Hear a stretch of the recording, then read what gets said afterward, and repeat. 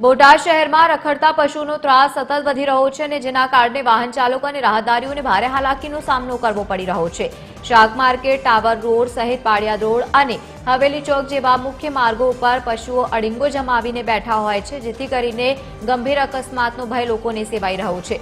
અગાઉ પણ અનેક દુર્ઘટનાઓમાં લોકોના જીવ ગયા છે, છતાં પણ તંત્ર દ્વારા કોઈ જ નક્કર પગલાં લેવામાં નથી આવ્યા। સ્થાનિક આગેવાનોની વારંવાર રજૂઆતો છતાં પણ સમસ્યાનું કાયમી નિરાકરણ નથી આવતું, જેને લઈને શહેરીજનોમાં ભારે આક્રોશ જોવા મળી રહ્યો છે। તંત્ર તાત્કાલિક ધોરણે રસ્તા પર પશુઓને લઈને કામગીરી કરે તેવી લોકો માંગ કરી રહ્યા છે।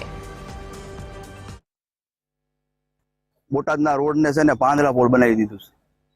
બોટાદના કોઈ પણ રોડ તમે જોવો, ભાવનગર રોડ, સાળંગપુર રોડ, આ સ્ટેશન રોડ, સ્ટેશનની અંદર પણ જ્યાં નગરપાલિકા આવેલી છે ત્યાં પણ ઢોરના અડીંગા છે।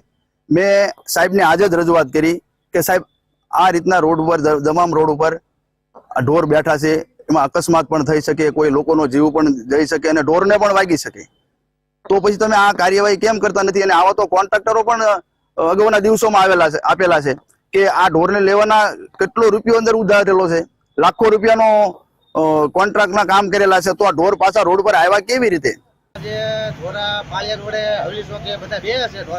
કાલ સવારે કંઈક બંધ છે, પછી આ નગરપાલિકા જવાબદારી છે, આની કાયદેસર કાર્યવાહી કરવી પડશે।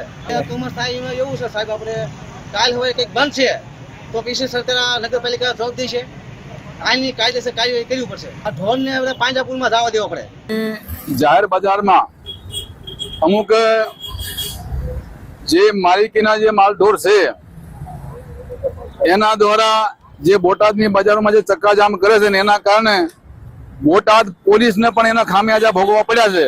જિલ્લાના ગૌરક્ષકો જે છે એને પણ આમાં ધ્યાન દેવું જોઈએ અને નગરપાલિકા જે રખડતા માલઢોરની નામથી લાખો રૂપિયાનું જે ભંડોળ ખાલી પેપર ઉપર બતાવી અને ચાવ કરી જાય છે, એવું ન કરીને